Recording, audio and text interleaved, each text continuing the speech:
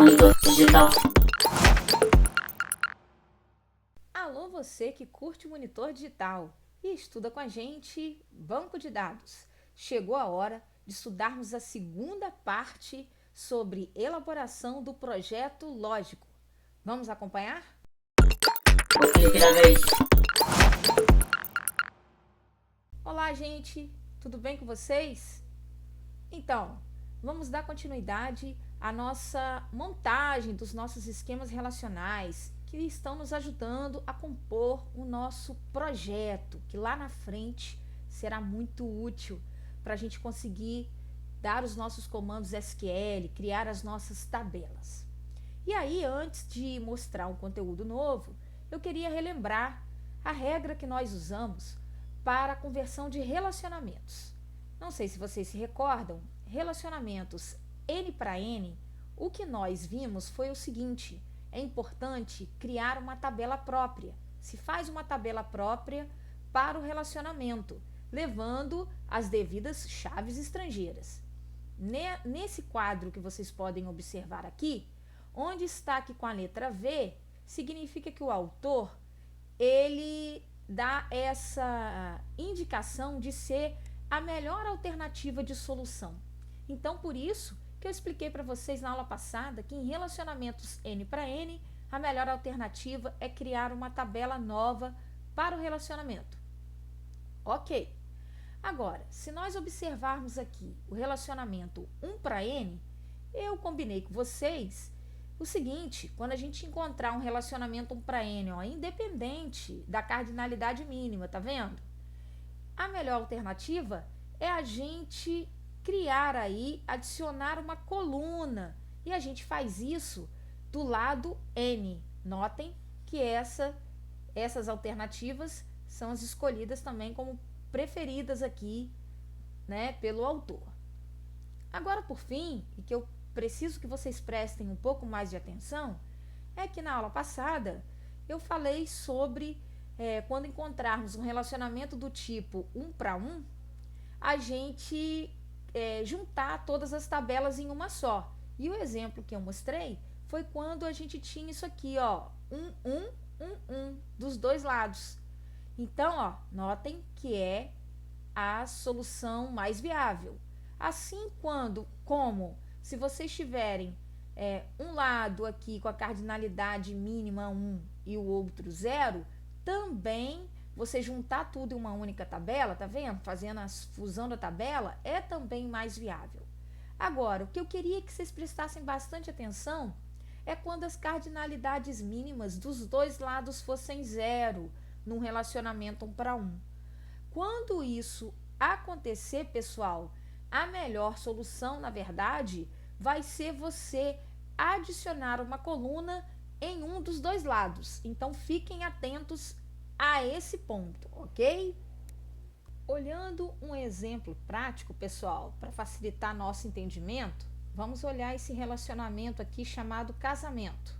Homem, casamento e mulher, nesse exemplo que eu também peguei do livro aí do Heuser 2009. Bom, pelo que nós vimos, se a gente tem um relacionamento 1 para 1, que é esse caso aqui, porém, as cardinalidades mínimas de ambos os lados são 0, ou seja, são opcionais, né? É uma participação opcional. A gente, então, ao invés de juntar tudo em uma tabela só, a gente adiciona colunas a um dos lados aí do relacionamento, a uma das entidades. Então, eu vou pegar, eu tenho ali a entidade homem, que tem a tabela própria, que está aqui, homem, identidade homem, nome. Eu tenho ali mulher, que tem a identidade com a tabela própria, mulher, identidade mulher e nome. Só que como eu tenho um relacionamento casamento, eu posso levar para um dos lados os atributos do casamento. Eu posso escolher, eu poderia levar a data ou regime tanto para o lado da mulher quanto para o lado do homem. Nesse caso, foi escolhido aqui como solução levar então os atributos para a tabela mulher. Então, por isso que tem ali, ó, data e regime. O que nós não podemos esquecer é que identidade do homem também tem que ir para a tabela mulher como chave estrangeira. e não esquecermos de referenciar. Por isso que tem ali, ó, identidade H referencia homem. Mas poderia levar os atributos do relacionamento para a tabela do homem e a chave da mulher para a tabela do homem? Poderia, é opcional, já que os dois lados são 0, 1, ok? Agora, pessoal, gostaria que vocês aprendessem a aplicação de regras quando encontrarmos em nossos modelos generalização e especialização. E aí, como fazer? Como proceder? Há duas alternativas, pessoal. Uma delas é usar uma tabela para cada entidade. E a outra alternativa é usar uma única tabela para representar toda a hierarquia de generalização e especialização. Nesse exemplo aqui da tela, que eu também extraí do livro de referência da nossa disciplina, nós temos aqui empregado, que é uma entidade generalizada, né? A generalização é empregado, e temos as seguintes especializações: secretária, motorista e engenheiro. Nesse exemplo, foi escolhido usar uma única tabela para representar toda essa estrutura de hierarquia. Vamos observar como isso foi feito? Então, ao analisar aqui embaixo, a gente tem a tabela empregado, pessoal. Notem que os atributos da generalização estão todos aqui, ó, nome, CPF, tem aqui tipo, que também está ali em cima, código do empregado, ok. Mas se a gente continuar olhando, tem aqui, ó, carteira de habilitação, CREA e código do ramo. Por quê?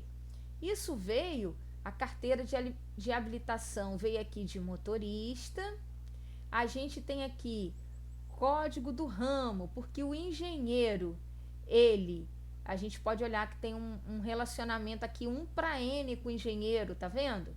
Então, esse código daqui tem que ir para o lado do engenheiro. Então, é esse código ramo que está aqui. E o próprio CREA, que também está aqui, pessoal.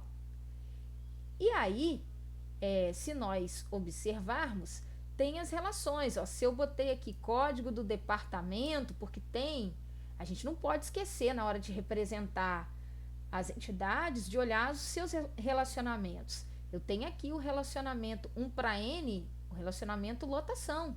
E pelo que nós vimos, quando a gente tem um relacionamento 1 para N, a gente tem que pegar a chave que está, né, desse lado 1 e jogar para o lado N. Então, a gente tem aqui código do departamento, referenciando o departamento. Temos aqui código ramo, referenciando o ramo, porque o engenheiro foi colocado tudo junto aqui na tabela de empregados.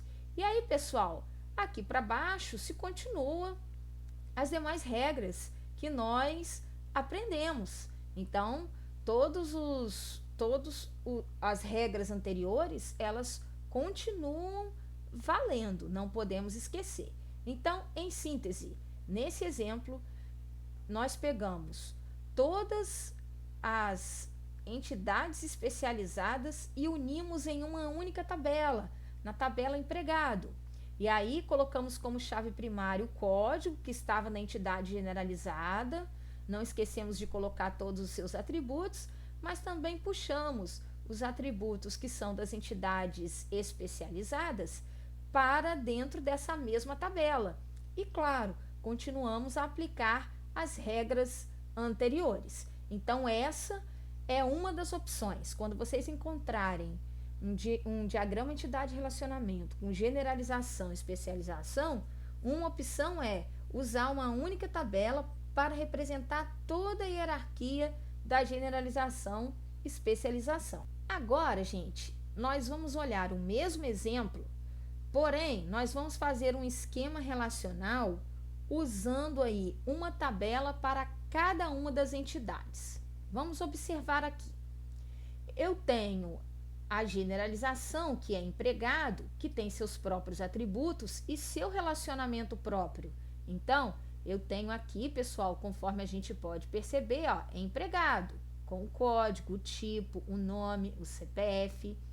Esse código departamento que está aqui é para representar o relacionamento lotação, então a chave estrangeira está aqui devidamente referenciada.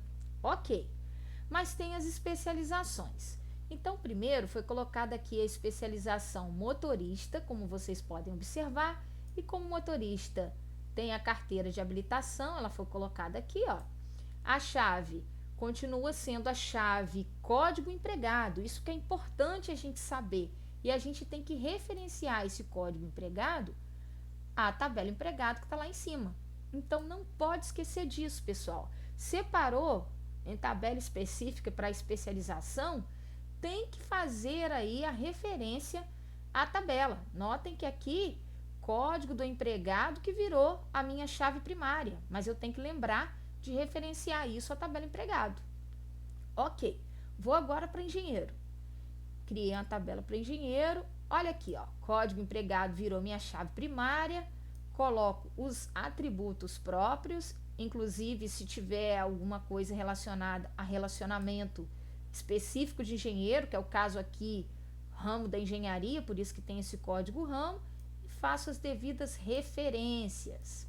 Se nós formos procurar aqui, nós não vamos encontrar a secretária, porque ela não tem atributo próprio. Então, na verdade, o que tem a ver com a secretária ali, a gente tem aqui domínio, por exemplo.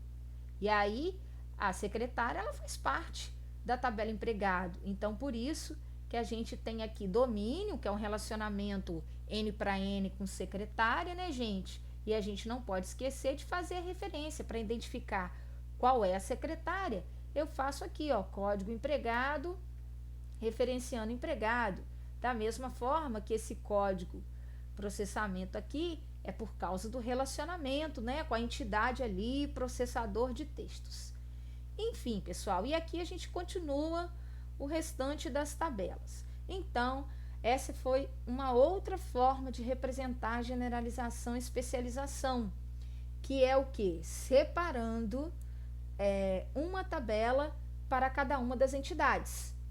A gente só não separou secretária com uma tabela própria porque ela não tem atributos próprios, como vocês podem olhar ali no exemplo.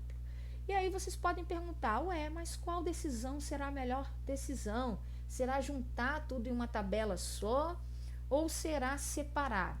Aí, pessoal, vocês vão ter que analisar caso a caso.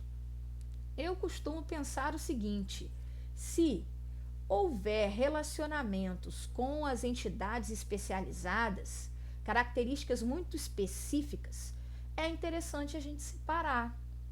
Agora, se não for isso, se eu tenho lá apenas a separação dos tipos das especializações, mas sem muitos relacionamentos próprios com essas especializações, é mais interessante deixar junto.